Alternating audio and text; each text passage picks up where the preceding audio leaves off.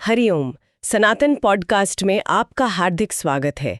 आज हम जानेंगे कौशीतकी उपनिषद। हरिओम जी। कौशीतकी उपनिषद ऋग्वेद की कौशीतकी शाखा से जुड़ा हुआ एक बहुत ही महत्वपूर्ण और कह सकते हैं ज्ञान का अमूल्य सागर है। हाँ, इसे कौशीतकी ब्राह्मण उपनिषद भी कहते हैं, है ना? बिल्कुल। और ये हमारे अस्तित्व के जो सबसे गहरे सवाल हैं उन पर प्रकाश डालता है।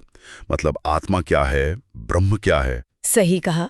मैंने भी यही पढ़ा है कि इसमें आत्मन यानी हमारी आत्मा और ब्रह्मण जो परम सत्य है उसकी प्रकृति पर बहुत ही गूढ़ चर्चा है। जी। और सिर्फ यही नहीं, पुनर्जन्म का चक्र कैसे चलता है, हमारे कर्मों का क्या असर होता है, और सबसे अहम प्राण हमारे जीवन का जो आधार है उसका क्या रहस्य है। और हाँ, मोक्ष कैसे मिलेगा, ये सारे बड़े प्रश्न हैं। बिल्कुल। और इन सब पर इसमें विस्तार से बात की गई है। ये 4 अध्यायों में बटा हुआ है और हर अध्याय ज्ञान की एक नई परत खोलता है। अच्छा, ये कौशीतकी आरण्यक का हिस्सा है जिसे शांखायन आरण्यक भी कहते हैं? उसी का हिस्सा है। तो ये हमें वेद के कर्मकांड वाले हिस्से से आगे ले जाकर ज्ञान कांड में प्रवेश कराता है। एक तरह से फिलॉसफिकल पार्ट है ये। तो चलिए फिर सीधे पहले अध्याय से ही बात शुरू करते हैं। मैंने सुना है इसमें मृत्यु के बाद आत्मा की यात्रा के 2 खास रास्ते बताए गए हैं, देवयान और पितृयान। हाँ बिल्कुल। और इसकी शुरुआत भी एक कहानी से होती है शायद। जी, एक बहुत ही रोचक और प्रेरणा देने वाली कथा है। गर्ग ऋषि के वंशज थे चित्रगार्गायणी। वो एक महान यज्ञ करना चाहते थे। अच्छा। तो उन्होंने उस समय के बहुत प्रतिष्ठित ऋषि उद्दालक आरुणि उनको निमंत्रण भेजा, लेकिन उद्दालक ने खुद ना जाकर अपने बेटे श्वेतकेतु को भेज दिया। श्वेतकेतु को लगता था कि वो काफी ज्ञानी है। युवा थे, ज्ञान का तेज था। फिर क्या हुआ वहां? जब श्वेतकेतु यज्ञ की जगह पर पहुंचे तो राजा चित्र ने उनसे एक ऐसा सवाल पूछ लिया जिसने श्वेतकेतु को एकदम चुप करा दिया। ऐसा क्या पूछ लिया राजा ने? उन्होंने पूछा, क्या तुम जानते हो कि मृत्यु के बाद आत्मा कहाँ जाती है? क्या कोई ऐसा लोक है जहां तुम मुझे पहुंचा सको, या कोई ऐसा रास्ता है जो इस आने जाने मतलब पुनर्जन्म से परे ले जाता हो? बिल्कुल सही। तो राजा चित्र ने उनकी विनम्रता देखी और उन्हें आत्मा की यात्रा का वो रहस्य बताया। उन्होंने कहा कि देखो, मृत्यु के बाद जितनी भी आत्माएं हैं वो पहले चंद्रलोक तक जाती हैं। चंद्रलोक तक? अच्छा। हाँ। चंद्रमा को मानो स्वर्ग का दरवाजा बताया गया है और वहीं पर आत्मा का आगे का भविष्य तय होता है। अच्छा। वो कैसे तय होता है? वहीं पे 2 रास्ते खुलते हैं, एक पितृयान और दूसरा देवयान। चंद्रमा पर आत्मा से एक सवाल पूछा जाता है, तुम कौन हो? तुम कौन हो, बस ये एक सवाल। हाँ, और इसी सवाल का जवाब वही निर्णायक होता है। ये तो बड़ा ही दिलचस्प है।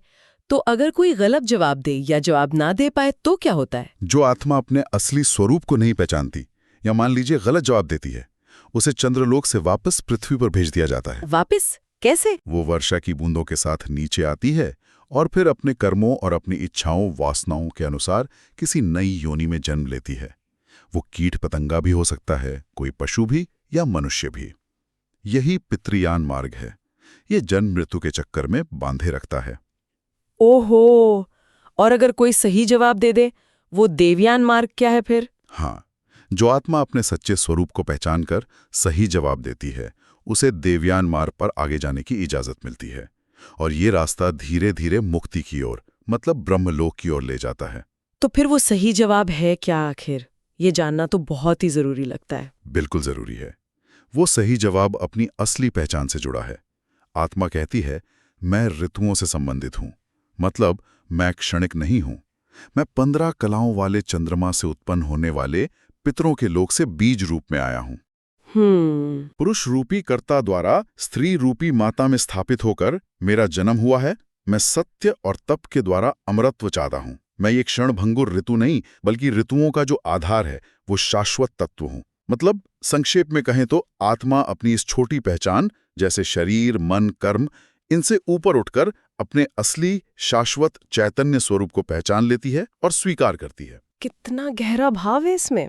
मतलब अपनी असली पहचान को जानना वही मुक्ति का दरवाजा खोलता है। हाँ बिल्कुल। तो क्या इसके बाद यात्रा खत्म हो जाती है? देवयान पर पहुंच गए मतलब? नहीं, देवयान मार्ग पर भी आगे कई पड़ाव हैं। आत्मा अलग अलग लोकों से गुजरती है, अग्निलोक, वायुलोक, वरुणलोक, आदित्यलोक, इंद्रलोक, प्रजापति लोक और इन सब से गुजरती हुई अंत में ब्रह्मलोक पहुंचती है। इतने सारे लोक, ये सब शायद चेतना के अलग अलग स्तरों को दिखाते होंगे। हाँ, बिल्कुल ऐसे ही लगता है। हर लोक चेतना के एक ऊंचे स्तर का प्रतीक है। और ब्रह्मलोक, उसका वर्णन तो और भी अद्भुत होना चाहिए। निश्चय ही। ब्रह्मलोक में पहुंचना आसान नहीं है। पहले अर नाम का एक मानस सरोवर पार करना होता है। ये मन से पार करना है, जो हमारी इच्छाओं, कामनाओं के त्याग का प्रतीक है। अच्छा, मानसिक यात्रा है ये। हाँ। फिर यष्टियां मुहूर्त आते हैं, जो शायद शुभ संकल्पों के सही क्षण हैं। और सबसे महत्वपूर्ण है विरजा नदी। विरजा नदी। हाँ, इसे भी मानसिक रूप से ही पार करना होता है और कहते हैं कि इसे पार करते ही साधक अपने सारे पुण्य और पाप दोनों से मुक्त हो जाता है। बुढ़ापे और मृत्यु के डर से भी परे हो जाता है। ऐसा समझिए कि उसने अपनी सारी मैल, सारी अशुद्धियां वहीं धो डाली। विरजा नदी यानी कर्मों के बंधन से पूरी तरह मुक्ति। इसके आगे क्या है ब्रह्मलोक में? आगे इल्य नाम का एक वृक्ष है, शायद ज्ञान का प्रतीक हो। सालंज नाम की नगरी है जहां ब्रह्म के आनंद का पहला अनुभव होता है। फिर अपराजित नाम का किला है, जो ब्रह्म के तेज और उसके अभेद्य स्वरूप को दिखाता है। इसके द्वारपाल भी इंद्र और प्रजापति बताए गए हैं। फिर विभु नाम का सभागार है, जो ब्रह्म का ऐश्वर्य दिखाता है। और अंत में विचक्षणा नाम का सिंहासन है। विचक्षणा मतलब प्रज्ञा, विवेक, बुद्धि। तो ये सिंहासन प्रज्ञा का ही प्रतीक है। इसमें एक रथ चलाने वाले का उदाहरण भी दिया गया है ना? हाँ, तो मुझे बड़ा अच्छा लगा था। हाँ, बहुत सुंदर उपमा है वो। जैसे रथ चलाने वाला पहियों को तो घूमते हुए देखता है, पर खुद उनसे अलग रहता है, चिपका नहीं रहता। सही। वैसे ही जो ज्ञानी ब्रह्मलोक पहुंच गया है, वो संसार के द्वंद्वों को, दिन रात, सुख दुख, पाप पुण्य, इन सबको देखता है, पर उनसे लिपटता नहीं, अछूता रहता है। वो कर्मों के फल से ऊपर उठ जाता है। और ऐसा भी सुना है कि वहां अप्सराएं स्वागत करती हैं। वर्णन तो आता है कि 500 अप्सराएं माला, अंजन, सुगंधित लेप, वस्त्र ये सब लेकर आती हैं और उस ब्रह्म ज्ञानी को ब्रह्मलोक के योग्य सुंदर अलंकारों से सजाती हैं। ये शायद परम आनंद और ऐश्वर्य की प्राप्ति का एक प्रतीकात्मक, सिंबॉलिक वर्णन है। फिर आत्मा ब्रह्मा के सिंहासन तक पहुंचती है, जिसका नाम अमितोजस पर्यंक बताया गया है। इसका भी कोई गहरा अर्थ होगा? बिल्कुल। इस सिंहासन के जो पाए हैं वो भूत और भविष्य हैं। ऋचाएं और सामगान इसकी बुनावट हैं। वेद मंत्र इसका आधार हैं। ये सिंहासन खुद ही प्रज्ञा यानी परम विवेक बुद्धि का स्वरूप है, क्योंकि प्रज्ञा से ही तो सत्य का अनुभव होता है। और फिर अंत में ब्रह्मा से बातचीत होती है। हाँ, ब्रह्मा फिर से पूछते हैं, तुम कौन हो? अब ज्ञानी का जवाब और भी गहरा हो जाता है। अब क्या कहता है वो? वो कहता है, मैं ऋतु हूं और ऋतुओं का आधार भी हूं। मैं आकाश रूपी कारण से उत्पन्न हुआ हूं। मैं हर प्राणी की आत्मा हूं। जो आप हैं वही मैं हूं। ये अहम ब्रह्मास्मि वाली अनुभूति है। अद्भुत। जो आप हैं वही मैं हूं। फिर ब्रह्मा भी पूछते हैं, मैं कौन हूं? तब ज्ञानी जवाब देता है, आप सत्य हैं। और फिर वो सत्य की व्याख्या करता है।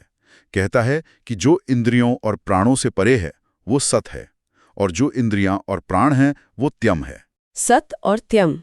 हाँ, और इन दोनों के मिलने से ही सत्यम बनता है, जिसमें ये सारा संसार समाया हुआ है। ज्ञानी कहता है, आप ही ये सब कुछ हैं। यानी यहाँ आत्मा और ब्रह्म की पूरी एकता, अभेद स्थापित हो जाता है। बिल्कुल। ब्रह्मा कुछ और प्रश्न भी करते हैं कि तुम ये अलग अलग नाम, रूप, गंध, रस, कर्म, सुख दुख वगैरह कैसे अनुभव करते हो? तो ज्ञानी जवाब देता है कि ये सब क्रमशः वाणी, आंख, नाक, जीभ, हाथ, शरीर, उपस्थ, पैर और अंत में प्रज्ञा के द्वारा ही संभव होता है। और इस सारे संवाद का अंतिम फल क्या होता है? ब्रह्मा कहते हैं, ये जो मेरा लोक है ये अब तुम्हारा है। मेरी विजय तुम्हारी है।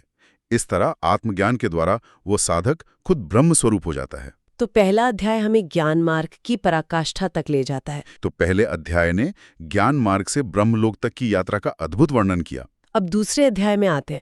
सुना है इसमें प्राण की उपासना पर ज्यादा जोर दिया गया है। यहाँ ऋषि कौशितकी का मत बिल्कुल साफ है।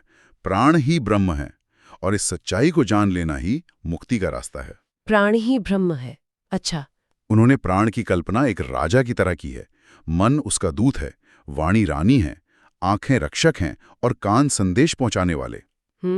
और जो इस रहस्य को जान लेता है उसे किसी से कुछ मांगने की जरूरत नहीं पड़ती। सारे प्राणी खुद ही उसकी सेवा में, उसको भेंट देने में लग जाते हैं। इसीलिए उपनिषद कहता है, याचना मत करो। ये बात तो बहुत गहरी है। मतलब अंदर से भरपूर हो जाओ तो बाहर मांगने की जरूरत ही नहीं। इसमें बाहरी कर्म कांडों की जगह आंतरिक साधना पर भी जोर है क्या? बिल्कुल है। उपनिषद बाहरी यज्ञों और अनुष्ठानों से ज्यादा महत्व आंतरिक अग्निहोत्र को देता है। आंतरिक अग्निहोत्र वो क्या है? यानी अपने अंदर चल रही प्राण और चेतना की क्रियाओं को समझना और उन्हें ईश्वर को समर्पित करना। ज्ञान को ही असली सुंदरता, महिमा और शक्ति माना गया है। इस अध्याय में कुछ खास उपासनाओं का भी जिक्र है शायद, जैसे एकदधन अवरोधन या देवस्मर। इनका क्या मतलब है? हाँ, ये कुछ विशेष फल पाने के लिए उपासनाएं हैं। जैसे एकदधन अवरोधन किसी खास चीज को पाने के लिए पूर्णिमा या अमावस्या पर की जाने वाली आहुति है। देवस्मर किसी का प्रिय बनने के लिए है, लेकिन मुख्य जोर उस आंतरिक अग्निहोत्र पर है जो लगातार चलता रहता है। वो लगातार चलने वाला आंतरिक अग्निहोत्र क्या है? देखिए, हमारी हर सांस का लेना और छोड़ना, हमारा बोलना, ये सब प्राण की ही तो क्रियाएं हैं। उपनिषद कहता है कि इन्हें ही यज्ञ की आहुति समझो। अच्छा। और ये बाहरी अग्निहोत्र से श्रेष्ठ है, क्योंकि ये तो सोते जागते हर पल चलता रहता है। ये प्राण और वाणी का लगातार चलने वाला यज्ञ है। उक्त यानी वैदिक स्तोत्र को भी ब्रह्म मानकर उपासना करने को कहा गया है? हाँ, उक्त को ऋक्, यजुः, साम, श्री यानी समृद्धि, यश, तेज, इनका स्वरूप मानकर उपासना करने से साधक को भी यही गुण मिलते हैं। इसी तरह सर्वजित कौशितिकी ने सूर्योपासना बताई है। सुबह, दोपहर, शाम सूर्य की उपासना खास मंत्रों वर्गोसी, उद्वर्गोसी, समवर्गोसी से करने पर दिन रात के पाप नष्ट होते हैं। चंद्रमा और सोम की उपासना का भी वर्णन है। जी, पुत्र शोक मिटाने या पुत्र पाने के लिए अमावस्या या पूर्णिमा को चंद्रमा की उपासना का विधान है। एक खास मंत्र यत्ते सुसीमम हृदयम अधि, और स्वस्थ शरीर और संतान की रक्षा के लिए सोम की उपासना है। सोम को पंचमुख प्रजापति ब्राह्मण, क्षत्रिय, बाज, अग्नि स्वयं मानकर पूजा जाता है, और माँ के दूध के महत्व को भी सोमरस जैसा बताया गया है। इसके बाद दैव परिमर और अध्यात्म परिमर की बात आती है। ये क्या है? परिमर मतलब? परिमर मतलब लय होना, विलीन होना। दैव परिमरा यानी दिव्य लय। ये बताता है कि कैसे यूनिवर्स की शक्तियां, अग्नि, सूर्य, चंद्रमा, बिजली, ये सब अपना काम करके आखिर में वायु में और फिर प्राण में विलीन हो जाती हैं, और फिर वहीं से दोबारा प्रकट होती हैं। अच्छा, एक साइकिल जैसा। हाँ, और अध्यात्म परिमरः यानी आंतरिक लय। यही प्रक्रिया हमारी इंद्रियों, वाणी, आंख, कान, मन, इनके साथ होती है। जब हम सोते हैं या मृत्यु होती है तो ये सब प्राण में विलीन हो जाती हैं, और जागने पर या अगले जन्म में फिर से प्राण से ही प्रकट होती हैं। ये दिखाता है कि प्राण ही सबका मूल सोर्स है, आधार है। ये तो प्राण की केंद्रीय भूमिका को और भी मजबूत करता है कि इंद्रियों के आपसी झगड़े की भी एक कहानी है। हाँ, वो निश्रेया सादानम यानी कौन सबसे श्रेष्ठ है, ये जानने का रूपक है। इसमें वाणी, आंख, कान, मन, ये सब इंद्रियां बहस करती हैं कि उनमें से कौन सबसे ज्यादा जरूरी है। अच्छा। फिर क्या होता है? वे बारी बारी से शरीर छोड़कर जाती हैं। वाणी जाती है तो शरीर गूंगा हो जाता है पर जिंदा रहता है। आंख जाती है तो अंधा हो जाता है पर जिंदा रहता है। कान जाते हैं, बहरा हो जाता है पर जिंदा रहता है। मन जाता है, बेसुध सा हो जाता है पर जिंदा रहता है। पर जैसे ही प्राण शरीर छोड़ने लगता है तब सारी इंद्रियां एकदम ढीली पड़ने लगती हैं, शरीर गिरने लगता है। तब सब मान लेती हैं कि भाई प्राण ही सर्वश्रेष्ठ है, क्योंकि उसी के रहने पर हम सबका अस्तित्व है। और यहाँ फिर से कहा गया है कि प्राण ही प्रज्ञात्मा है, यानी चेतना। हाँ, बिल्कुल स्पष्ट रूप से प्राण ही चेतना है, ज्ञान स्वरूप आत्मा है। इसे जानकर मनुष्य देवत्व को पढ़ता है। और अध्याय के आखिर में पिता पुत्रियम संप्रदान की विधि है। वो क्या है? इसमें पिता मृत्यु के करीब होने पर अपनी सारी शक्तियां, अपना प्राण, अपनी इंद्रियां, कर्म, बुद्धि, यश, ये सब अपने पुत्र को सौंपता है। एक तरह से अपना आध्यात्मिक उत्तराधिकार देता है। अच्छा, तो दूसरे अध्याय ने प्राण को ही ब्रह्म और जीवन का आधार सिद्ध किया। अब तीसरे अध्याय में आते हैं। यहाँ शायद प्राण और प्रज्ञा यानी चेतना के इस गहरे रिश्ते को और खोला गया है। इंद्र और प्रतर्दन का संवाद है इसमें। हाँ, राजा दिवोदास के बेटे थे प्रतर्दन। बड़े वीर थे, अपने पराक्रम से इंद्रलोक पहुंच गए। इंद्र बहुत खुश हुए और बोले वरदान मांगो। और प्रत्यर्दन बहुत बुद्धिमान थे, उन्होंने कहा आप ही वो वरदान चुनिए जो मनुष्य के लिए सबसे ज्यादा फायदेमंद हो, सबसे ज्यादा हितकर हो। अरे वाह, ये तो बड़ी चतुराई की बात हुई, अपनी तरफ से कुछ मांगा ही नहीं। तो इंद्र ने क्या वरदान चुना? इंद्र ने कहा तुम मुझे ही जानो, मेरा यानी इंद्र का जो असली स्वरूप है, जो कि प्राण और प्रज्ञात्मा है, उसे जानना ही मनुष्य के लिए परम हितकर है। इंद्र ने अपने स्वरूप को जानने को कहा। हाँ, और फिर इंद्र ने अपने कुछ ऐसे कर्मों का जिक्र किया जो भयानक थे, जैसे त्वष्टा के बेटे का वध, और कहा कि देखो मुझे आत्मज्ञान है, इसलिए मुझे इन कर्मों का पाप नहीं लगता। जो आत्मा को यानी इस प्राण प्रज्ञा स्वरूप इंद्र को जान लेता है, वो बड़े से बड़े पाप, यहाँ तक कि माता पिता की हत्या जैसे पापों के फल से भी मुक्त हो जाता है। क्या बात है, मतलब आत्मज्ञान कर्मों के बंधन से पूरी तरह मुक्त कर देता है। यहाँ इंद्र खुद को प्राण और प्रज्ञात्मा कह रहे हैं। हाँ, वो साफ कहते हैं मैं प्राण हूँ, प्रज्ञात्मा हूँ, ज्ञान स्वरूप आत्मा हूँ। मुझे आयु यानी जीवन और अमृत यानी अमरता के रूप में पूजो। आयु और अमृत। हाँ, क्योंकि प्राण से ही इस लोक में जीवन यानी आयु मिलती है और परलोक में अमरता यानी अमृत मिलता है, और प्रज्ञा से सत्य संकल्प मतलब सच्चा ज्ञान मिलता है। और फिर से प्राण की सर्वोच्चता पर जोर दिया गया है। जी, फिर से समझाया है कि देखो कोई आदमी गूंगा हो, अंधा हो, बहरा हो या अपाहिज हो, वो फिर भी जी सकता है, क्योंकि उसकी बाकी इंद्रियां या अंग भले ही काम ना करें, प्राण तो है, पर बिना प्राण के एक पल भी जीना संभव नहीं। प्राण ही शरीर को पकड़े रखता है, उसे चलाता है। और फिर दोहराया गया है प्राण ही प्रज्ञा है, चेतना है। ये दोनों शरीर में एक साथ रहते हैं और शरीर छोड़ते हैं तो एक साथ ही निकलते हैं। सुषुप्ति यानी गहरी नींद की अवस्था का वर्णन फिर से आया है यहाँ। हाँ, ये समझाने के लिए कि जब हम गहरी नींद में होते हैं, जब कोई सपना भी नहीं आ रहा होता, तब हमारी सारी इंद्रियां, वाणी, आँख, कान, मन, ये सब अपने अपने विषयों, नाम, रूप, शब्द, विचार के साथ प्राण में ही समा जाती हैं, विलीन हो जाती हैं। अच्छा, सब प्राण में सिमट जाता है। हाँ, और जब हम जागते हैं तो जैसे आग से चिंगारियां निकलती हैं ना, हाँ, वैसे ही प्राण से ये सारी इंद्रियां वापस अपने अपने ठिकाने पे लौट आती हैं। मृत्यु या बेहोशी में भी यही होता है। और मृत्यु के समय जब प्राण शरीर छोड़ता है तब क्या होता है? तब प्राण अपने साथ सभी इंद्रियों की जो शक्तियां हैं उनको लेकर निकलता है। वाणी नामों को यहीं छोड़ जाती है, आंख रूपों को, नाक गंधों को, सब यहीं रह जाता है। सिर्फ प्राण अपनी प्रज्ञा शक्ति के साथ आगे की यात्रा पर जाता है। इसीलिए बार बार कहा जा रहा है प्राण ही प्रज्ञा है। प्रज्ञा की भूमिका को और कैसे समझाया गया इसमें? कहा गया है कि हम जो कुछ भी अनुभव करते हैं, वाणी से बोलते हैं, नाक से सूंघते हैं, आंखों से देखते हैं, कानों से सुनते हैं, मन से सोचते हैं, ये सब असल में प्रज्ञा के जरिए ही संभव है। अच्छा, कैसे? अगर हमारी प्रज्ञा, हमारा ध्यान, हमारा मन कहीं और लगा हो तो आंखें खुली होने पर भी हम देख नहीं पाते, कान आवाज आने पर भी सुन नहीं पाते। हम कहते हैं ना अक्सर, अरे मेरा ध्यान कहीं और था। हाँ, बिल्कुल, ये तो रोज का अनुभव है। इसीलिए उपनिषद कहता है कि विषय को नहीं, विषय को जानने वाले को जानो। बिल्कुल सही। केवल वाणी या शब्दों को नहीं, बल्कि बोलने वाले यानी वक्ता को जानो। केवल गंध को नहीं, सूंघने वाले को जानो। केवल रूप को नहीं, देखने वाले को जानो। केवल मन या विचारों को नहीं, बल्कि मनन करने वाले यानी मनतार को जानो।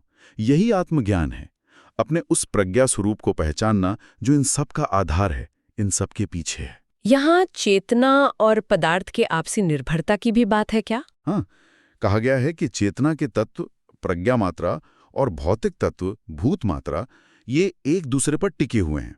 अकेले ना चेतना कुछ कर सकती है, न जड़ पदार्थ। अच्छा। जैसे रथ के पहिए की जो बाहरी रिम होती है वो तीलियों पर टिकी होती हैं और तीलियां बीच के हब नाभि पर टिकी होती हैं। हाँ। वैसे ही ये भौतिक तत्व चेतना पर टिके हैं और चेतना प्राण पर आश्रित है, और वो प्राण ही प्रज्ञात्मा है। और अंत में प्राण के स्वरूप को फिर से दोहराया गया है। हाँ, प्राण को प्रज्ञात्मा, आनंद स्वरूप, अजर जो कभी बूढ़ा ना हो और अमर्त जो कभी न मरे कहा गया है। वो अच्छे या बुरे कर्मों से लिप्त नहीं होता, बल्कि सारे कर्म उसी की शक्ति से होते हैं।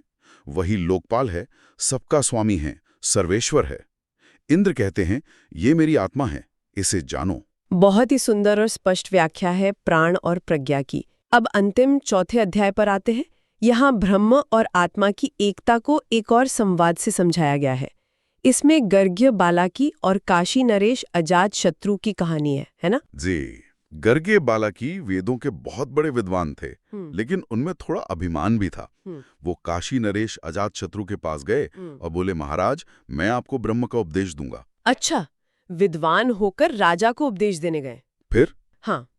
और उन्होंने ब्रह्म को अलग अलग चीजों में स्थित बताया। कहा कि सूर्य में जो पुरुष है वो ब्रह्म है, फिर चंद्रमा में, बिजली में, बादल में, आकाश में, वायु में, अग्नि में, जल में, आईने में, परछाई में, शरीर में, सपने देखने वाले में, दाहिनी आंख में, बाई आंख में जो पुरुष है वो ब्रह्म है। कई सारी परिभाषाएं दे दी उन्होंने तो, लेकिन ज्ञानी राजा अजातशत्रु ने उनकी हर बात काट दी। हाँ, अजातशत्रु ने कहा कि ये सब ब्रह्म के पूर्ण रूप नहीं है, ये तो उसकी सीमित अभिव्यक्तियां हैं, उसके छोटे छोटे रूप हैं।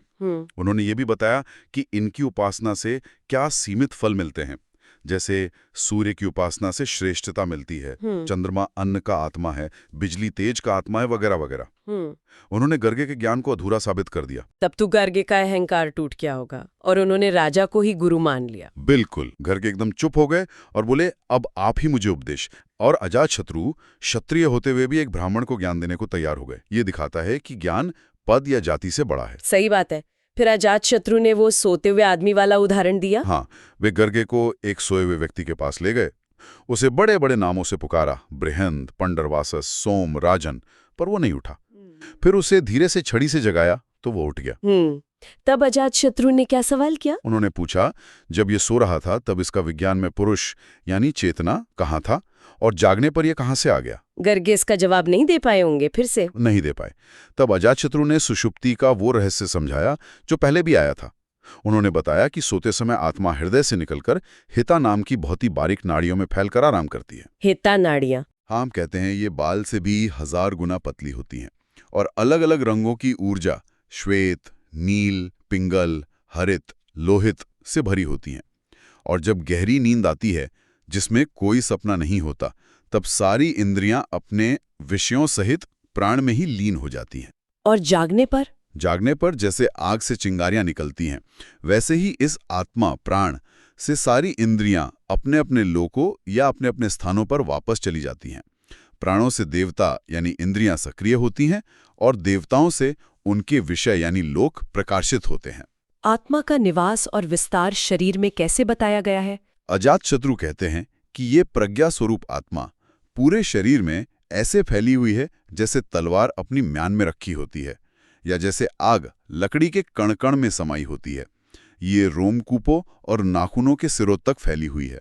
और वही मुख्य भोक्ता है, मतलब अनुभव करने वाली है। हाँ, बाकी सब इंद्रियां, वाणी, आंख वगैरह इस मुख्य प्रज्ञा आत्मा पर ऐसे निर्भर हैं जैसे नौकर अपने मालिक पर।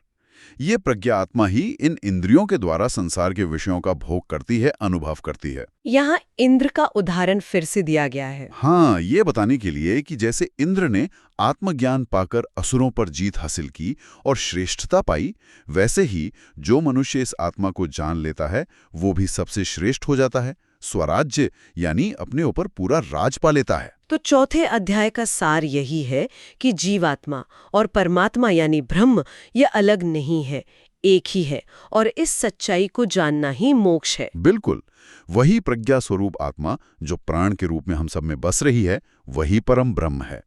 और उसे जानने के लिए अहंकार छोड़कर विनम्रता से गुरु के पास जाना जरूरी है, जैसा गार्गी ने किया। तो इस पूरे उपनिषद का अगर हम दार्शनिक निचोड़ देखें तो मुख्य बातें क्या निकल कर आती हैं?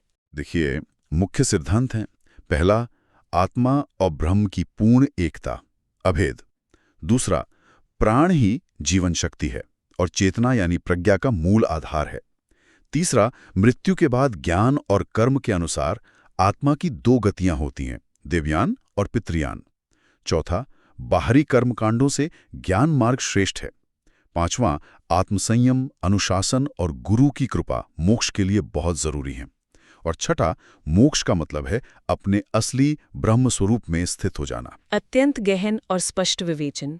अब अंत में श्रोताओं के मनन के लिए, चिंतन के लिए एक विचार छोड़ते हैं। हाँ, ये प्रश्न सोचने लायक है। यदि प्राण ही प्रज्ञा है और प्रज्ञा ही आत्मा का, ब्रह्म का स्वरूप है, तो क्या जागृत, स्वप्न और सुषुप्ति, हमारी ये जो 3 जानी पहचानी अवस्थाएं हैं, इनसे भी परे होकर उस शुद्ध प्राण प्रज्ञा स्वरूप आत्मा का साक्षी भाव से अनुभव करना ही वास्तविक मोक्ष या आत्म साक्षात्कार है। तो हमें आशा है कि आपको हमारी आज की चर्चा पसंद आई होगी। सनातन धर्म से संबंधित ऐसी ही और चर्चाओं के लिए हमारे चैनल को अवश्य सदस्यता लें। धन्यवाद। जय श्री राम। जय श्री राम।